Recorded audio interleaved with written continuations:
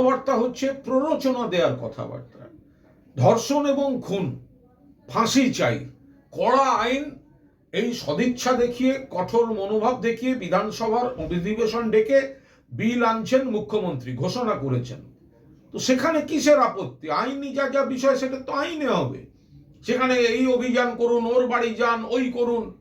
Actual প্রবলেমটা হচ্ছে বিজেপির নিজেদের মধ্যে, নেতৃত্বের মধ্যে। একদিকে দিল্লির বিজেপি ইনস্ট্রাকশন দিচ্ছে বাংলায় অশান্তি তৈরি করো, আর বিজেপির নেতৃত্বের মধ্যে কম্পিটিশন চলছে, তাদের মধ্যে ঝগড়া গোষ্ঠী।